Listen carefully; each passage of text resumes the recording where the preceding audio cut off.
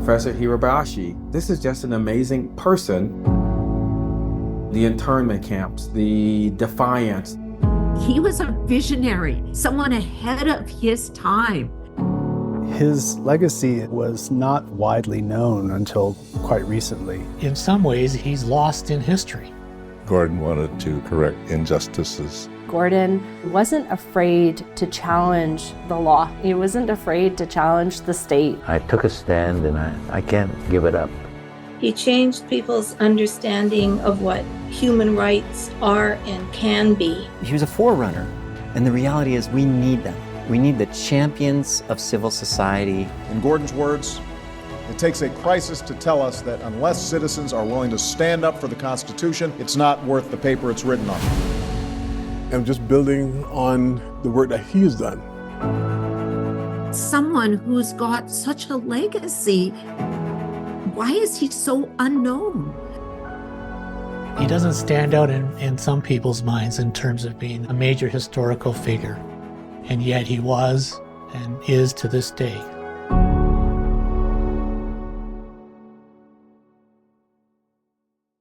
Good evening, and thank you so much for joining us this evening for the inaugural Gordon Hirabayashi Annual Lecture.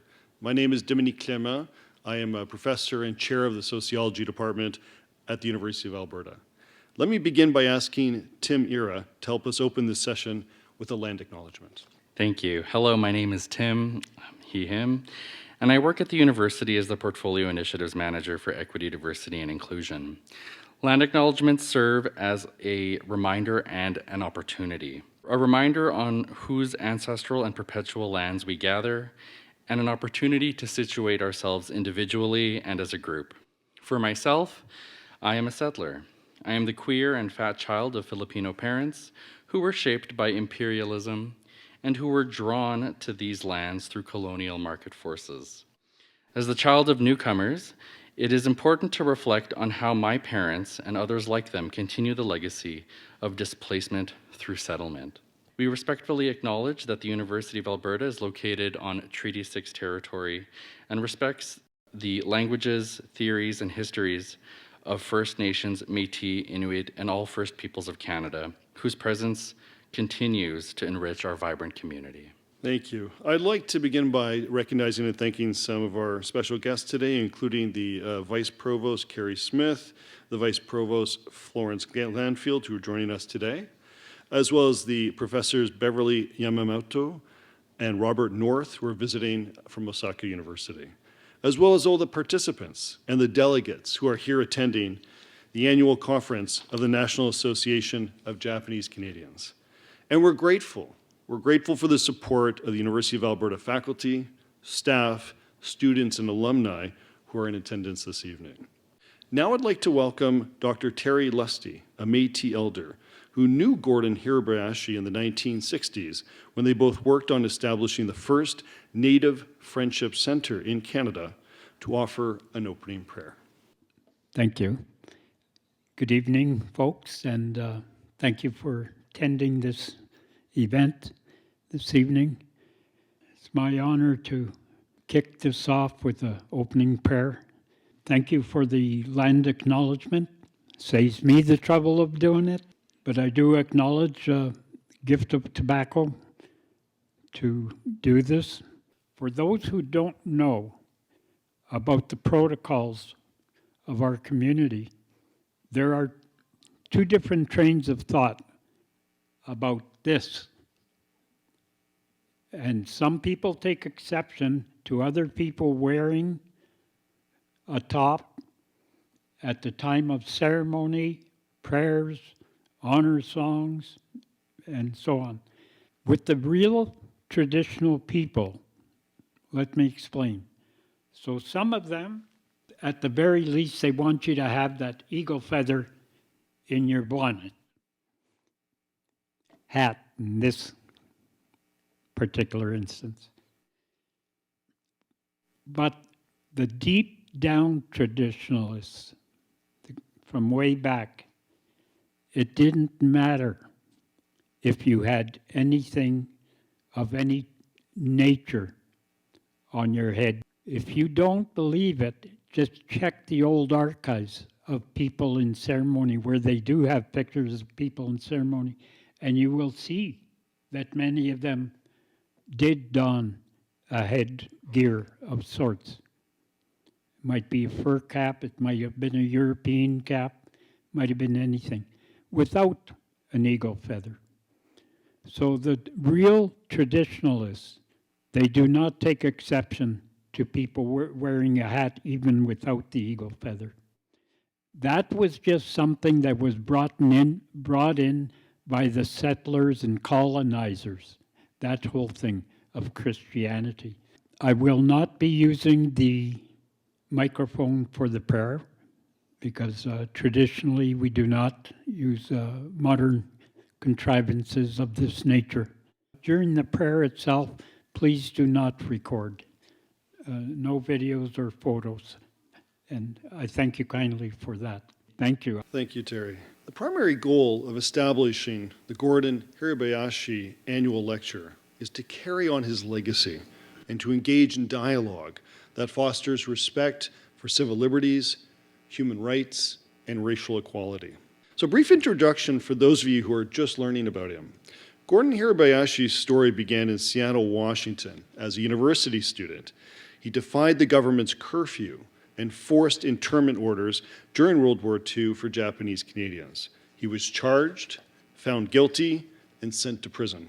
40 years later, with new evidence proving there was no military necessity for the expulsion order, his case was retried, and in 1987, his conviction was overturned.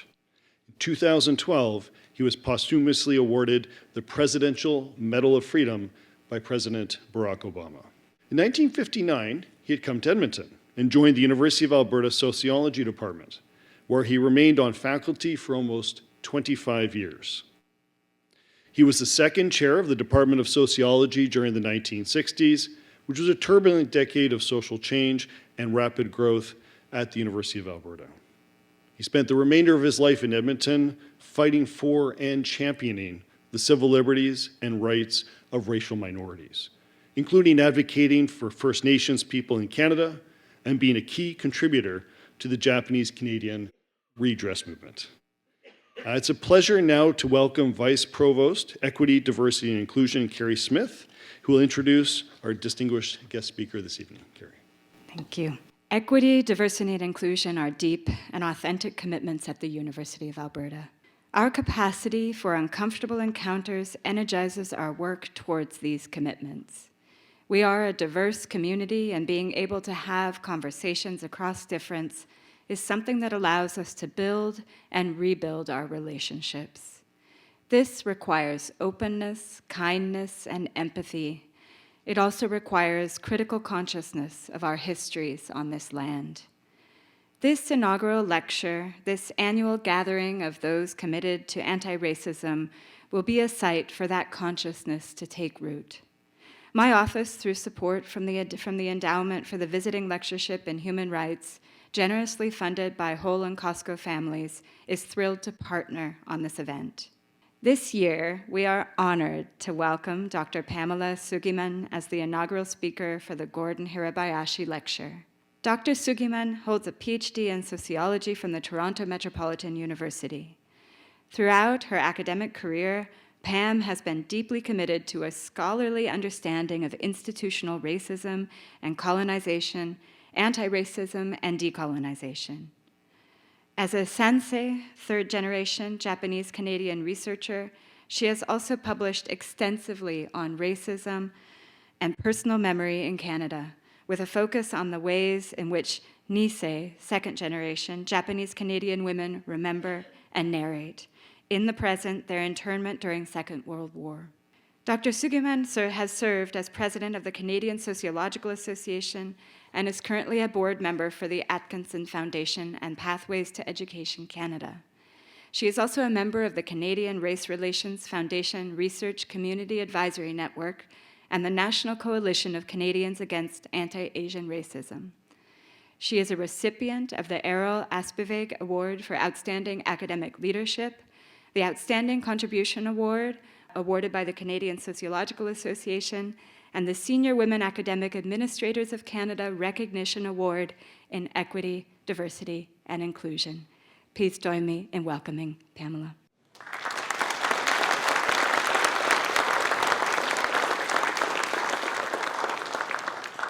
Thank you very much, Carrie.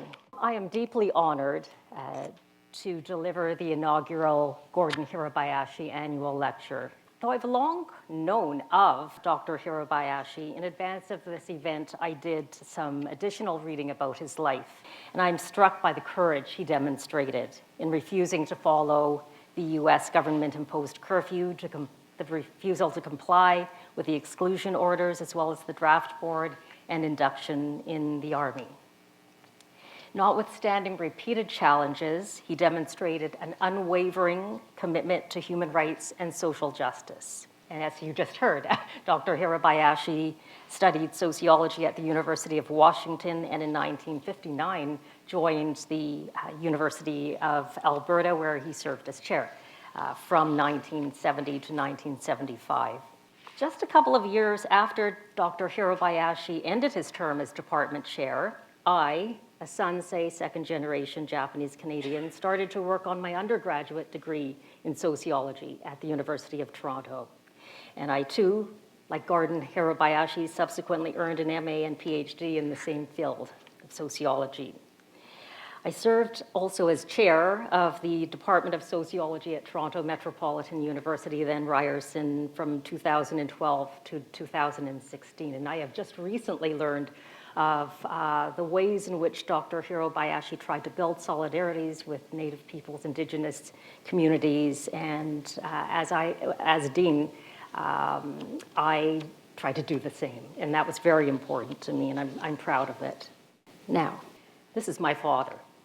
In January 1942, when the Canadian government passed an order calling for the removal of Japanese Canadian men between the ages of 18 to 45 from the so-called protective zone, my father, Ross Tatsuro Sugiman, too resisted.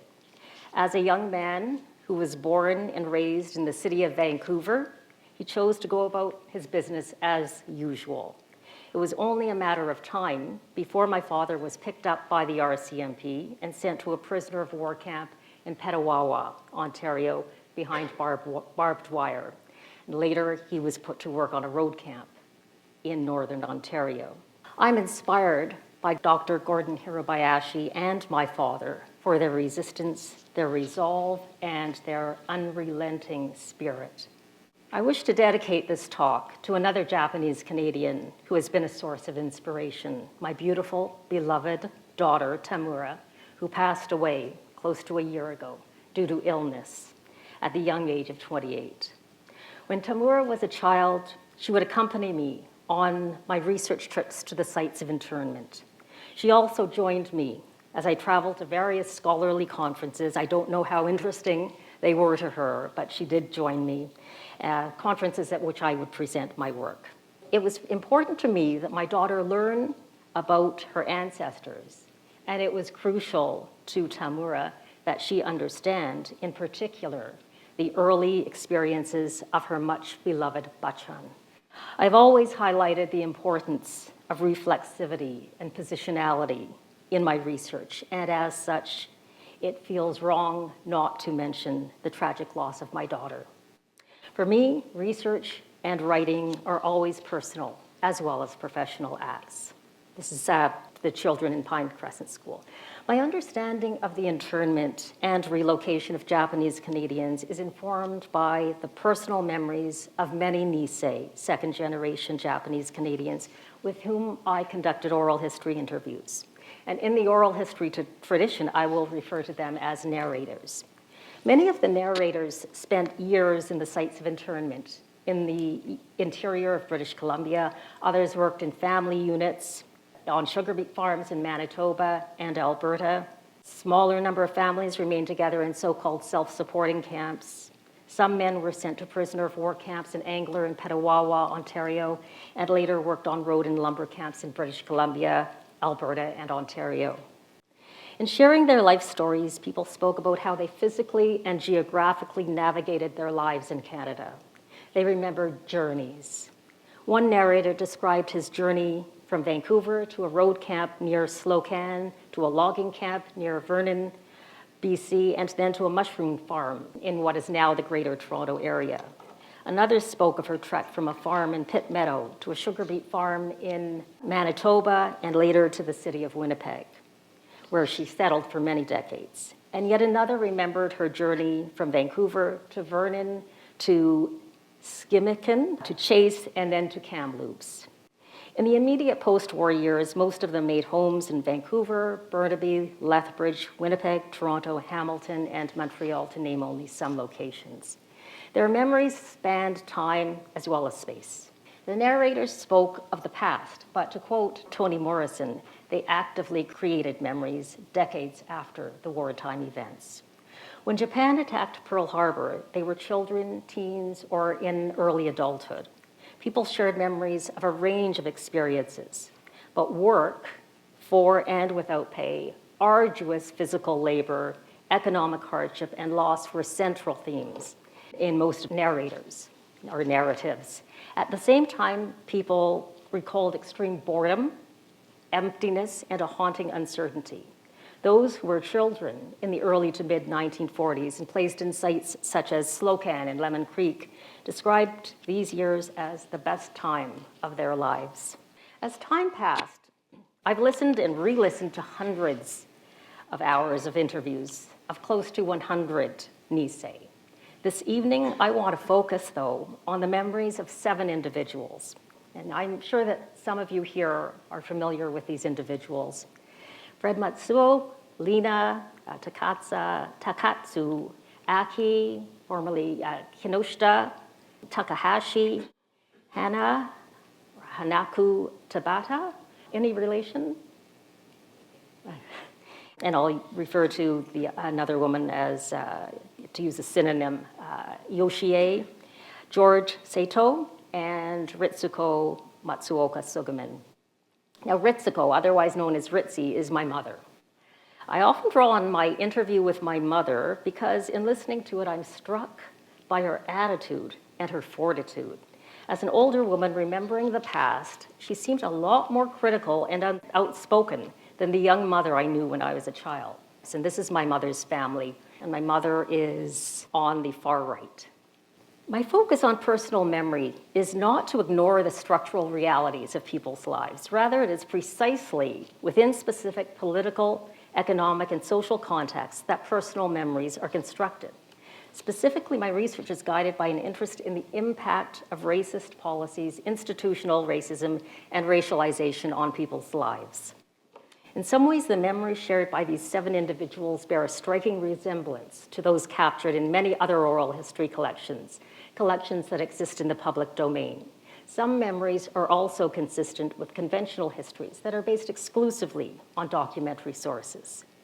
In sharing their memories, some people are constrained by the dominant narrative. The articulation of personal memories, for instance, reflects the euphemistic language that was adopted by the government officials during the war. People will rely on words such as evacuation, camp, and repatriation. At the time of the interviews, most Nisei refer to themselves as Japanese. In addition, as noted by scholars such as Mono Aikawa, Laura Ishiguro, Nicole Yakashiro, and Jennifer Matsunaga, at times Japanese Canadians also draw on the model minority myth and a framework of settler colonialism. At the same time, the Nisei's memories part from and complicate both dominant narratives and collective histories. The particularities of personal memory are in the act of creating memories of past events in the present time. This understanding rests on the premise that memory is not, to quote Alessandro Portelli, is not a passive depository of facts, but an active process of the creation of meanings. To give meaning to what I'm saying, let me first introduce the memories, some of the memories of Lina. Lina was born in 1925 and spent her early childhood in Pitt Meadow, where her family rented land on which they grew berries, napa, and daikon.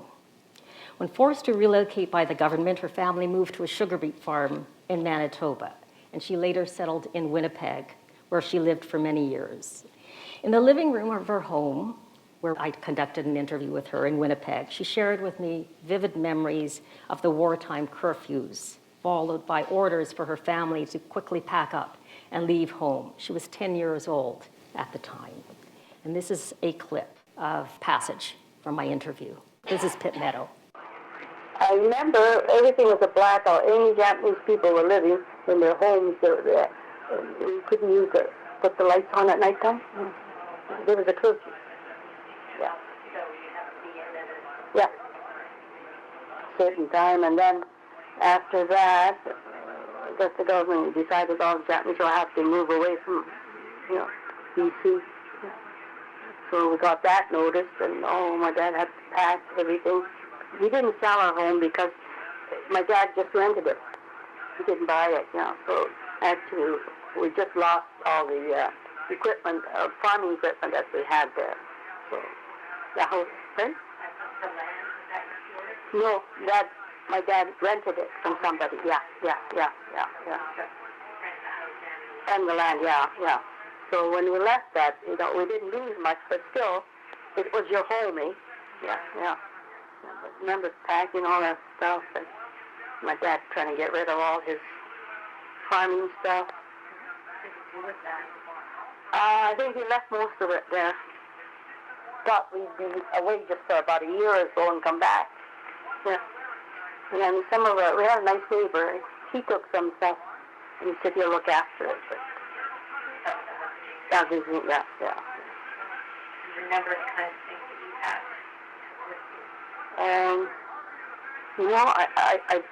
I didn't bring too many. Some toys, a doll or something, and mostly my clothes. Some other little. We didn't have too many things that I could remember to put away, because my dad said it was too much to take everything. Because there's 3 kids, and to take all kinds of your favorites, it's kind of hard. So I don't remember bringing too many things. Yeah.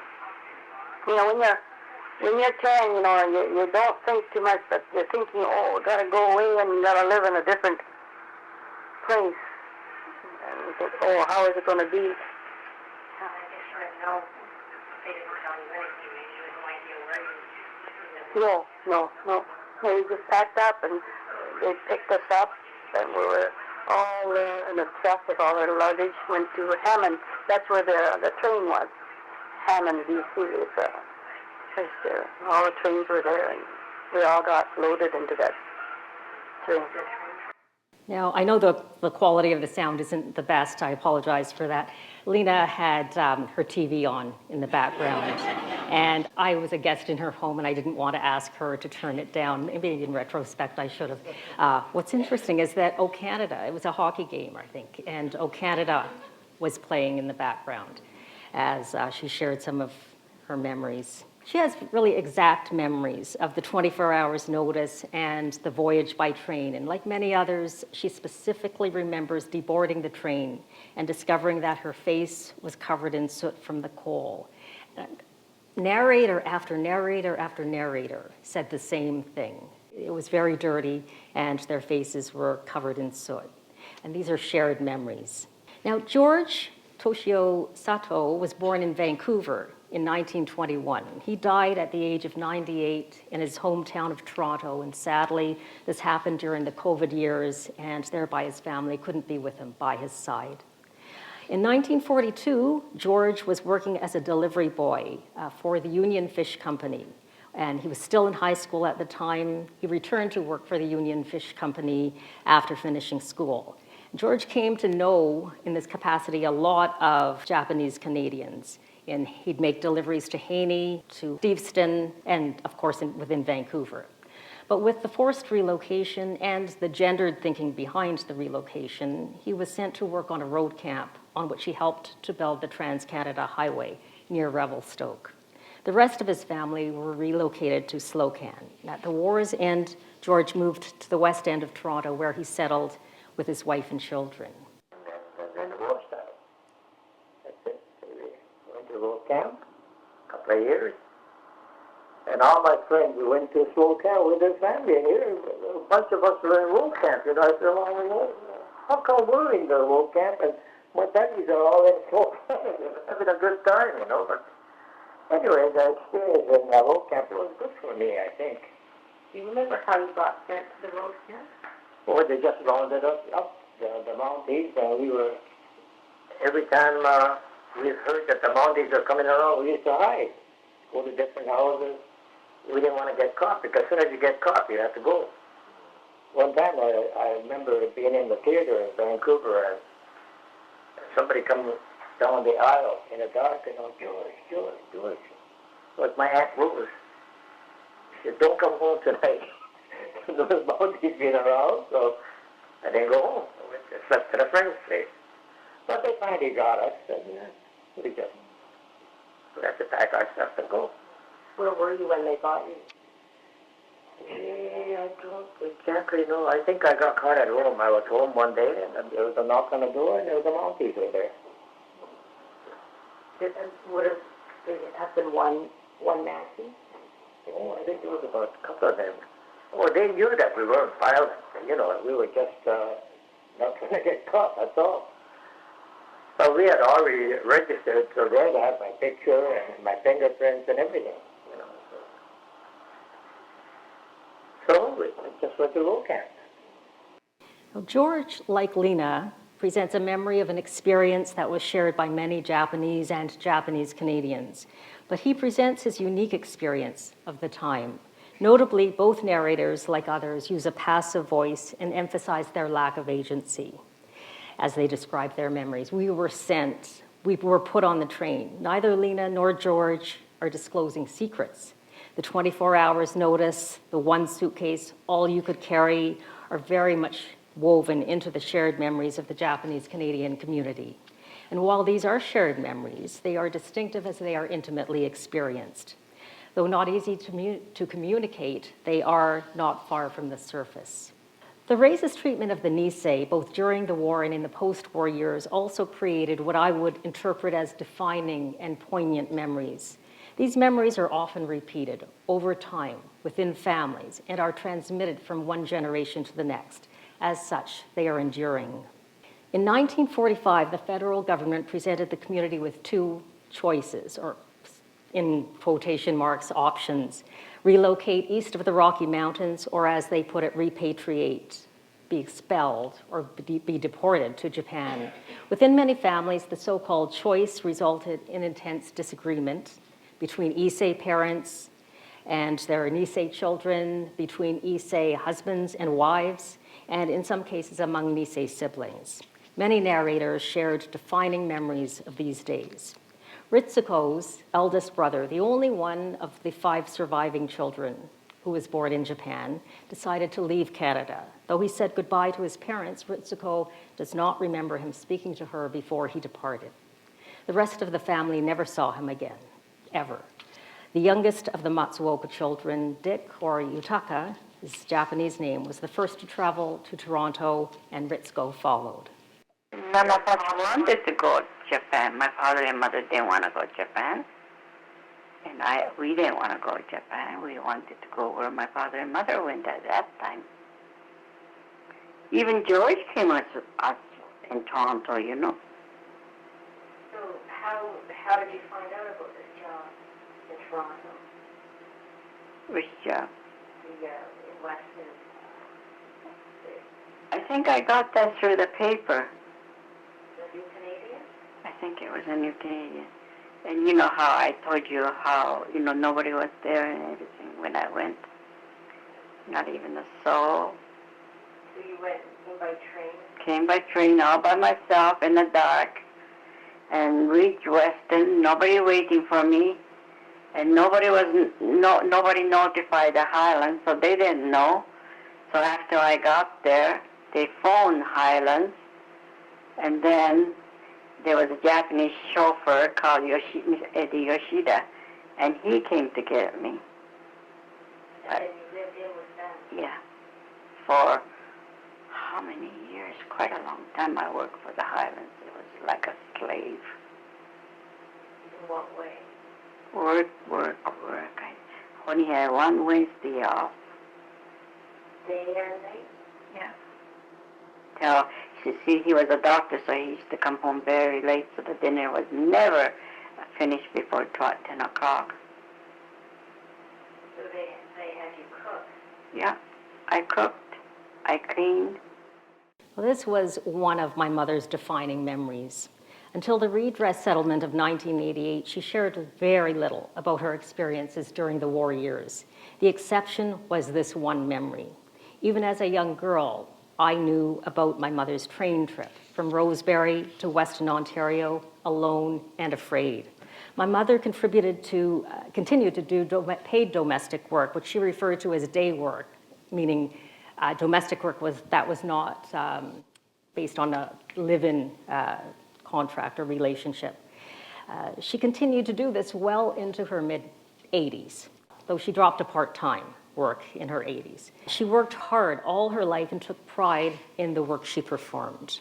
I've interviewed some Nisei at different points in time, and they have told and retold the same memories. In the past, I viewed such memories as rehearsed or performative, but this is not to suggest that they were engaging in an act of deception or they were inauthentic. To the contrary, people repeat certain memories because they are defining and because in doing so, they make a statement. Importantly, my mother also told my daughter when she was young about this scary train trip, and this is something that Tamura always remembered. Sometimes my mother's memories are not entirely factual, and she's not alone in this. Ritzko says that she went to the Nays Hostel in Ontario after leaving her hometown of Haney, BC, but I believe that she went to Hastings Park, only to Nays on her way to Western Ontario. Does this mean that her memories are faulty or unreliable? Well, not in my view. What is interesting is the meaning of this memory and its emotional weight. Yoshie, again a pseudonym, had just turned 17 when the war broke out, and she and her family were among the last group to leave Vancouver. In October of 1942, they traveled directly to Slocan. Her father had already been put on a road camp, and by the time the rest of the family arrived, her father was back in Slocan because he was sent to build houses. Yoshie remembered what followed. He had no choice, because it was either he goes east of the Rockies or go back to his homeland, because he wasn't a naturalized Canadian. He was still a Japanese national, so he had to go back. So he went back. He took his 2 older daughters and the 2 younger ones, and myself and my young sister. We still, the 2 of us stayed behind. But and did your mom go too? My mom went too. Yeah.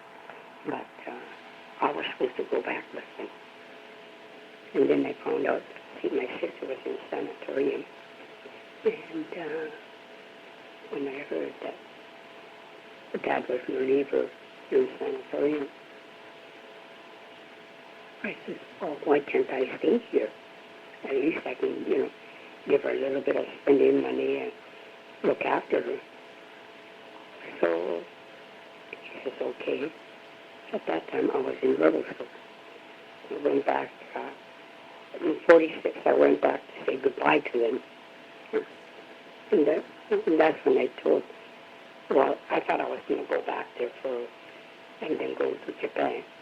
But when I talked to my dad, he says, no, okay, you can stay. Then I came back to Revelstoke, and then I canceled my repatriation. And they went back in December of 46. Christmas Eve they left. Oh. They spent Christmas Eve they spent in the immigration building. They boarded a ship on Christmas Day. Then it took them, it was taking them almost 3 weeks, by boat. Mm-hmm. Because when they landed in Japan, a place called Yokosuka, my sister said it was January the 15th. So they January the 15th, over 3 weeks trip for them. Yeah. Yeah. Oh. never got to see my parents after that. Yeah. So she's very soft-spoken. What she said at the end, if you didn't catch that, was never got to see my parents after that. So she too is remembering a defining moment in her life. I never saw mother and father again. Such memories are charged, they're poignant, they're charged with emotion, and therefore very enduring. Now, at this point, I want to share one of my own memories, deep and profound. I grew up in Toronto in the late 1950s, early, throughout the 1960s, as a child. Toronto was a far more homogeneous city than it is today, my neighborhood in particular. And as a child, I was frequently taunted by schoolmates and strangers. I heard all the racist slurs, I got bullied, but my favorite time of the year was the summer, when I wasn't in school. In the summer, my father, mother, cousin, and I would go on long road trips. And we went on those road trips in my father's diamond taxi cab. He liked driving, and we really couldn't afford to fly. So one year, we were on our way to Florida, and we drove through North Carolina or South Carolina, I don't remember that. As we stopped at a traffic light, another car pulled up beside us, and the driver, a white middle-aged man, rolled down his window and shouted at us. And I don't know if people will be offended at the words, so I won't, I'll spell out some of the words I use. Go back to where you came from, CHINKS. My cousin and I turned to look at each other. Here we go. The next thing I remember is my father madly opening the car door to confront this man and defend his family. My mother was pleading, Ross, your heart. My father had a heart condition. She was tugging at his shirt. I don't remember much about what happened after that. It's likely that the traffic light turned green and the racist driver sped off. But my heart was pounding. My father was a gentle, quiet man, and certainly not a fighter. But he was compelled to defend his family and search for dignity. And my father's reaction has everything to do with being incarcerated in a prisoner of war camp, and has everything to do with the work I do today. Remembering times much earlier, many Nisei described feelings of being othered, of being embodied by their race, of being humiliated. They remembered being stared at as they left Powell, the confines of Powell Street, Japantown, and Cordova, or Steveston. They remember being viewed as animals. For persons of Japanese descent, Japan became a specter during the years of war. They were haunted by their Japanese blood, Canadians trapped in Japanese bodies. Aki Takahashi, had memories of being sent to a sugar beet farm in Alberta. And on their way to the sugar beet farm, her family and others stopped at Raymond after a really arduous trip. She describes her memories of this time. They took us to Lethbridge by train. We went to Lethbridge, and they put this two carload train road, and they put that on a side track, and we were there for 3 days, and the beet farmers all around Raymond and all over came. They were looking for beet worker, and they came to the train looking for beet worker, and they would pick a family, like they picked us because there was 3 of us. We were not little kids. They didn't want little kids' family. They wanted, and they picked us, and they said this man that picked us lives in Hill Springs. It's about 60 miles from Raymond. And he said, oh, we'd like you to come and work for us. So, well, we were parked in Lethbridge for 3 days, and the Security Commission gave us meal tickets and sometimes bring us food. But the Chinese restaurants, a lot of restaurants, there's a sign on the door. We don't serve the Japs and all that awful, we were really, they said, you're not allowed in our restaurant. They were really mean. Well, anyway, we were there 2 or 3 days, and then we went to, they said, well, we signed up to go to Hill Springs, but we stopped at Raymond, Alberta on the way, and stopped at that station, and I met the people that was ahead of us. I knew quite a few people that was at the station, and they came to see us, and they were all crying bucket. They said, they put us in a chicken coop, and this Anamori girl, she said, look at my arm, I got flea bites all over, and she says, the water is terrible, and we're all sick, and they're all, complaining. And then Kitagawa family, which was with our group, they were picked in Raymond. So they got off at Raymond, but we had to stay on, and we went way 60 miles from Lethbridge, Raymond, to a no man's land, and it was midnight when we arrived there. This was in the month of April. It was midnight when the train arrived to where we had to get off, and when we got there, it was midnight, and the whole little kids in the whole towns were out meeting us as if we were, a circus animal, and they were all looking at us, and they said for us to get off. Well, this was midnight, and we said, no way, we're not getting off this train, and we stayed, and good thing. Next morning, they took us to our log cabin, just one room, but there was a whole bunch of lumber piled there, and they said that my dad, he did a little bit of carpenter work. They said, well, you use that lumber and partition and make a bedroom, make it into 3 rooms. So my dad did that, and good thing we didn't get off that night, because there's no bed or nothing. Yeah. And on the train, we were just sleeping on the seat there. But anyway, if we got off there, well, it was in April, and it was cold, and everything. It was just the one empty room. Now, Fred Matsuo said that at the beginning of the war, he was conscious of the fact that he was small and that he was Japanese, even though he was born in Canada. He added, but as you grow older and mature, you just don't think about it. When I was in grade 10, no, actually, I'll let him say this. It's bad.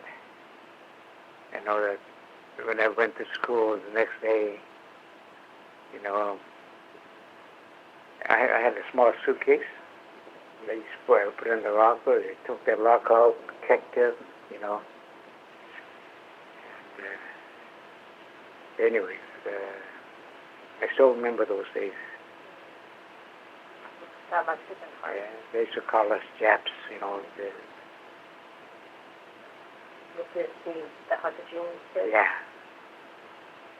Well, some kids are okay, but some of them are pretty bad. Was there much of that before Pearl Harbor? No, not too much, no. Very little. So it was just with Pearl Harbor that they changed. Maybe it's a hidden feeling that came out, I don't know. Would the teachers be that way? Teachers were fine. Teachers were fine because we always behaved.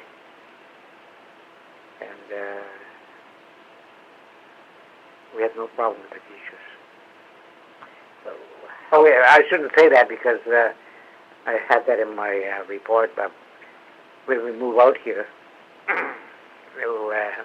I missed school for 2 years and I went back to high school here. And in Selkirk, Manitoba, which is about 20 miles away from here. But we had some problems with my principal. What kind of problems? I don't know. All the other teachers were very good to us.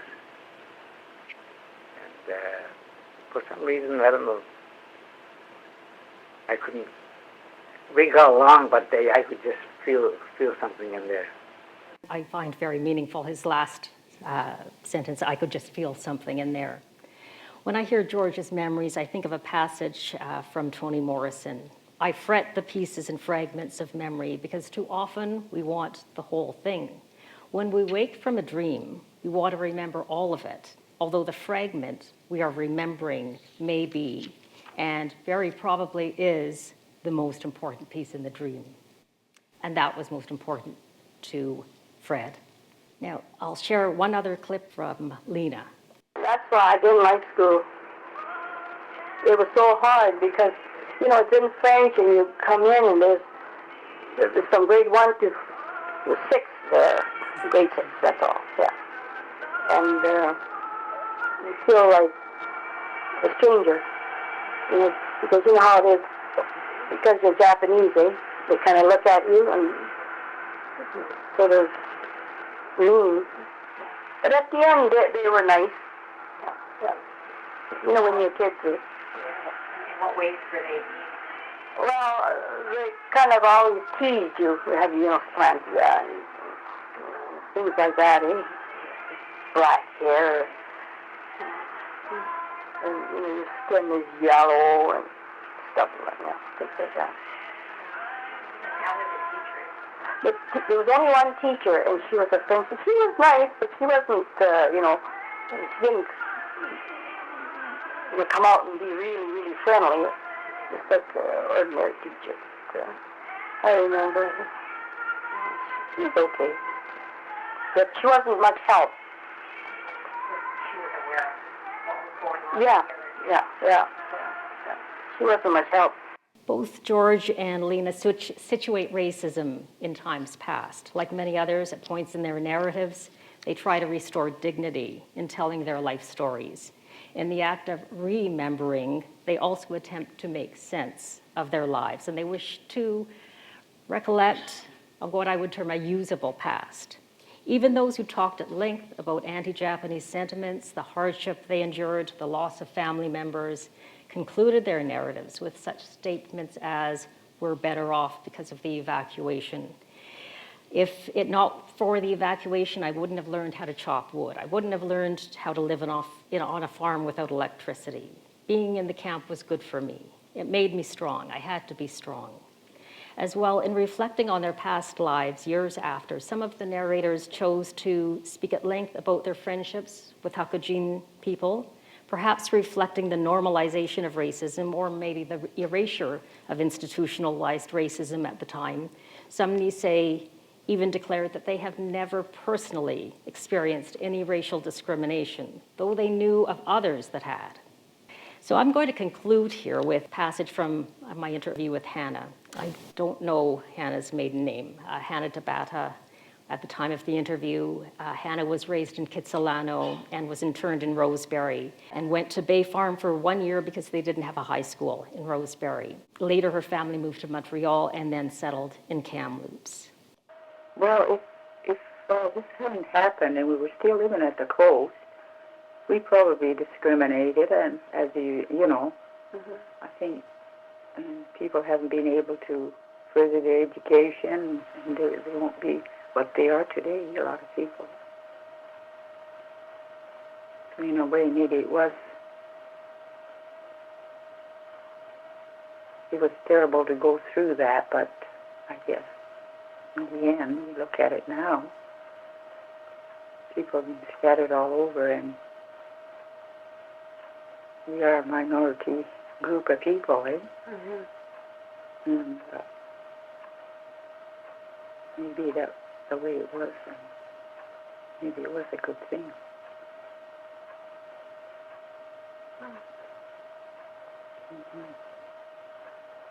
Do you think your perceptions about what happened have changed over time?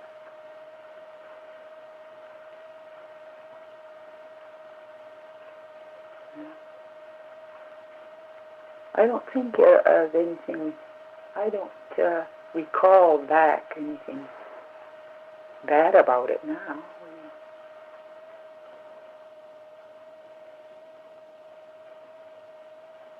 If this had happened now or something, it would be different. Because we think of our children, if they had to go through that, I think it won't be, they won't be quiet about it. I'm sure they'll fight, and, like in our days, everything was quiet. I mean, you just did what you were told. And of course, that's because of lack of education too in those days.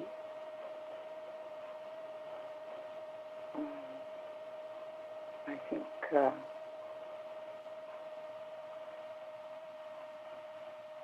hope it never happens again.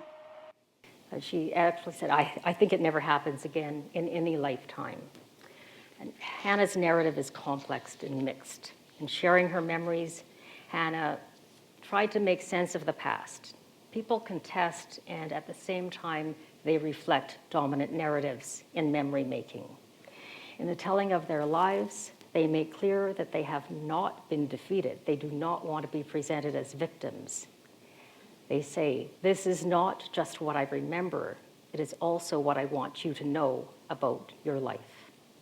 And I'll end there.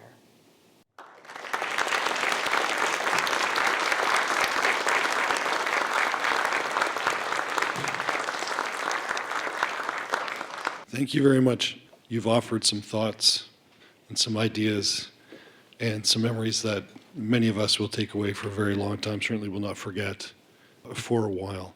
I'd like to now open up the floor to questions for our guest speaker. I'm just wondering, in your interviews, what people have said about their parents, the Issei, because I know Hannah was mentioning there at the end, when it comes to your kids, you're probably going to take it a little bit more personally. So just wondering what memories people share to their parents. The same people who say that, well, it was a fun time for me, say after that, but it was a terrible time for my parents, my Issei parents, and they really suffered. That's something that's pretty consistent across the interviews. They talk especially about their mothers, and many of them were closer to their mothers than their fathers. They spent more time with their mothers. They are very aware of how their mothers suffered. When they talk about the redress settlement, for example, they say, well, it was fine that I got, as an Issei, I got the financial compensation, but it's really sad that my Issei parents didn't get it because they're the ones who really had to go through hardship. In my experience also, most of the people I've ever talked to always have happy memories about those times, and they always recall the happy memories. Most of the people I've ever talked to have no hard feelings or grudges. They just say, it's what happened. As a whole ethnic group, all of the Japanese people that were affected by internment, most of them don't hold a grudge. They just say that that's what the government did and that's what they were supposed to do. They just followed, like one of your interviews, they said they just did what they were told. Why do you think all of them, as a wholesale, group, felt that way? You can only imagine how I, armed with my training in critical race theory, felt when some people said things like that. I was really perplexed by it, but I've only extracted clips from interviews or sections from interviews. When you look at the interview as a whole, you realize that that's not all that they're saying. I had written about this in an article a while ago. They didn't have the language at their disposal to talk about it as, people who had studied critical race theory would talk about it. But they talk largely at a structural level. They talk about interpersonal relationships. Most of them speak about times when they were children, how they were bullied in high school. What I wrote about in an earlier article was a woman who kept on saying, I've never experienced racism, never experienced racism. And then later in her narrative, she says, yeah, but there was that one kid. He taunted me and taunted me. He bullied me. I just wanted to tell him where to go. They're not using really assertive language, but they're angry about it. Another young man talked about being in a restaurant. Some white men or Hakujin men were shouting racist names at him, and he just got up and lost and confronted them. But he's also a man who said, wasn't much racism, it was a good time. And a lot of them do use the phrase shakata ganai. But I don't think they mean it in the same way that it's meant in Japan.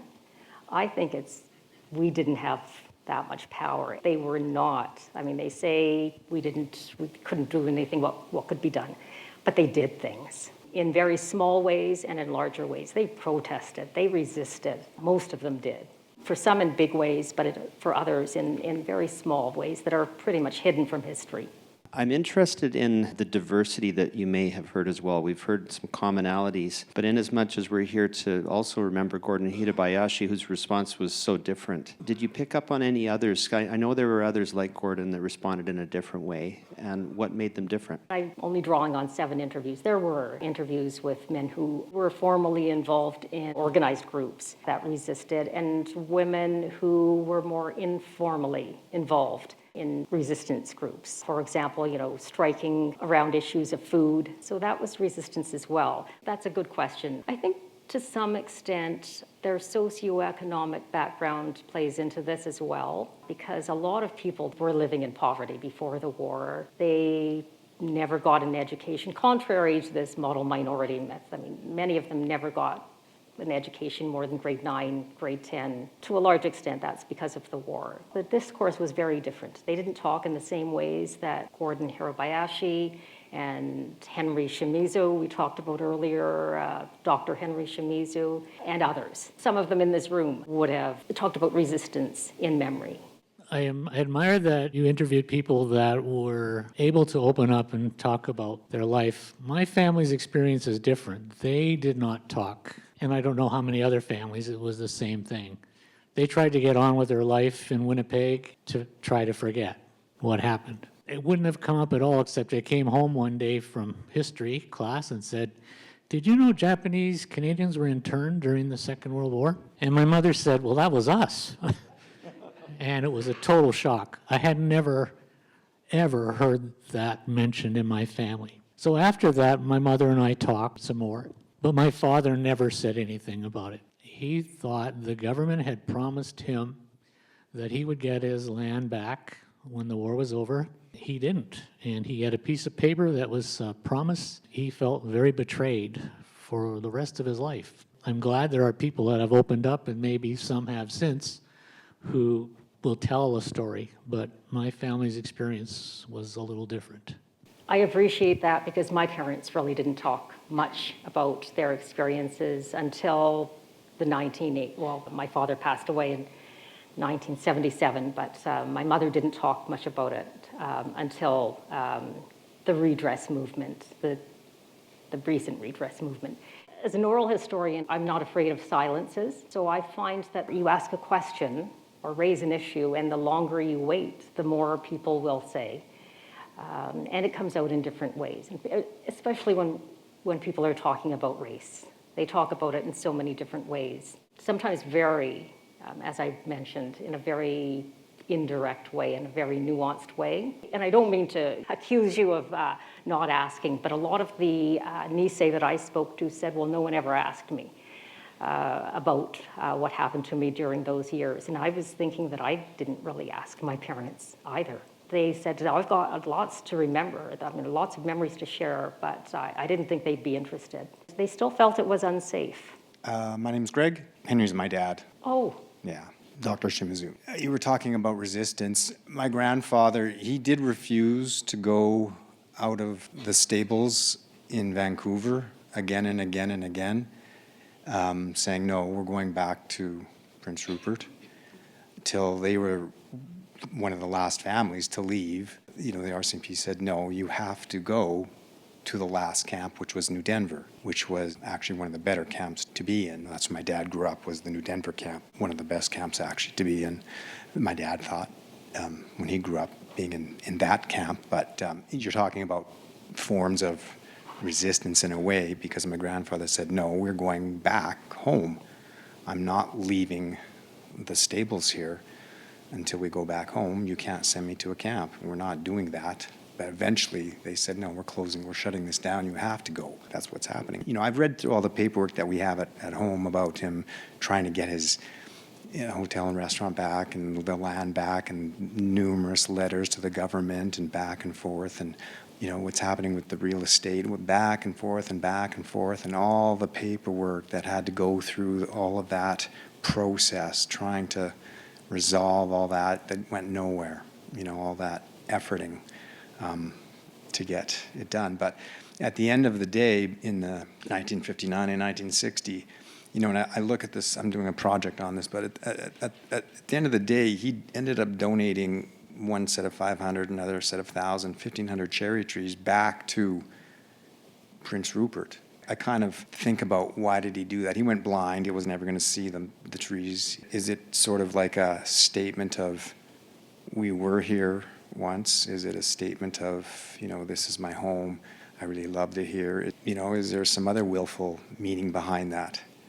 You can look at it many ways. Sometimes I think about it as a protest statement that I'm planting a flag here or a statement about this. We were here. You can't take it away. Or is it a peaceful statement of saying, this was my home and it had true meaning to me? I mean, he named his second son Kane, and I always thought that was a Japanese name, but Kane is an island there. And it wasn't until late in my life I've realized I always called him Uncle Ken, and it was Kane. It was because that's the place, that's his home. My whole life I thought he was Uncle Ken, but it's because it's Kane Island from Prince Rupert. That's his home. But anyway, he did this whole tree thing, donated 1,500 trees to this place that he was never going to return to and live, and he was never going to see them. He had gone blind. And I always think about, why did he do this? Why did he spend the money? Why did he send these trees there? And there's no documentation of in the 2010 book of, this was the city of Prince Rupert, did a hardcover book of history. There's no mention of it. Anyway, I'm just talking about, like, when you say what refusal, in a way, I kind of think, why did he do that? Because he didn't really say why he did it. And my dad was away at university, and so was Uncle Ken. He just did this activity on his own. There's no real records he didn't write about this. He just did this. I don't know if you know why. What would you like to believe? It's up for interpretation. We can all make stories about this. Yeah. It's all up for interpretation about the meaning of, it's the meaning of home. It's the meaning of whatever anybody wants to believe. Yeah. Why people do things. I would like to see it as an assertion. Thank you for sharing that. I think one of the things that is important for us to realize, I know that people feel today that we've established ourselves in our communities and that there isn't that much racism, but I think when you look back, there is a lot of racism.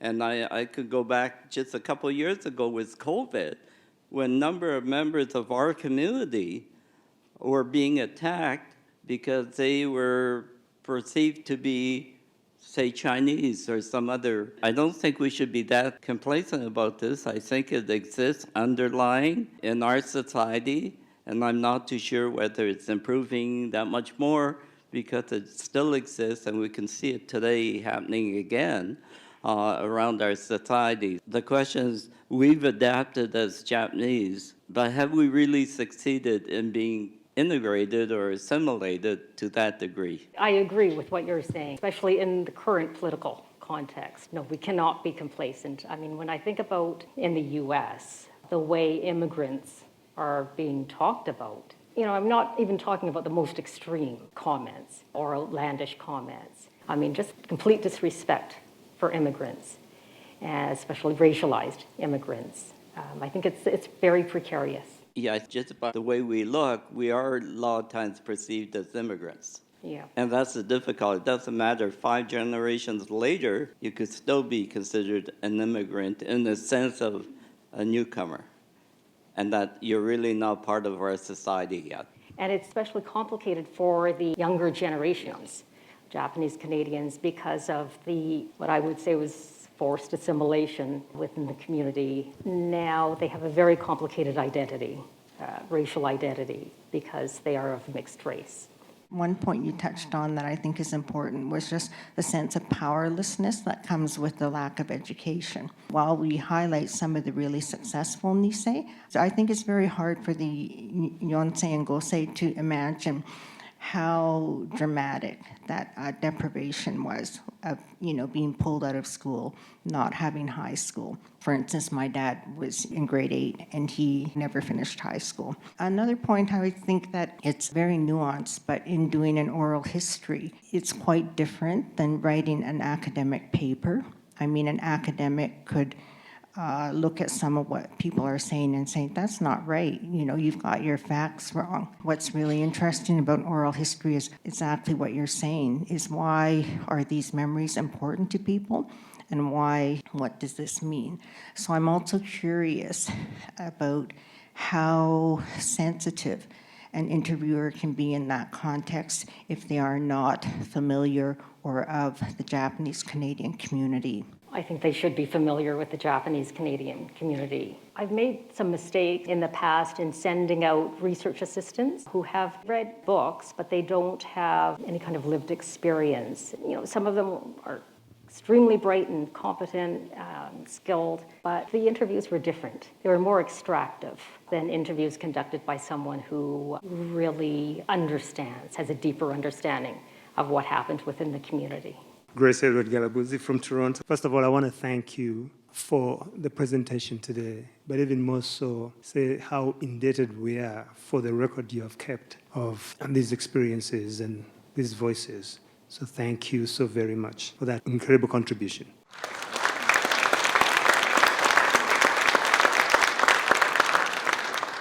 I had a couple of observations, reflections on the debate about both the question of the silences on the one hand and then the resistances on the other hand. On the silences, I agree with the attempt to find the way to talk about this, an acknowledgement of the extent of trauma that many of the population must have been dealing with in the context of such overwhelming power. And I think that that's perhaps one way to sort of think about how to unravel that reality. But I also recognize that, and I want to use James Scott's concept of weapons of the weak to talk about how there are probably other manifestations of resistance that are not as obvious to us. The brother over there talked about his grandfather refusing to come out of the stables. It may well be the case that we don't have a complete record of these various ways in which they resisted. And perhaps if we take that approach, we might get a fuller record of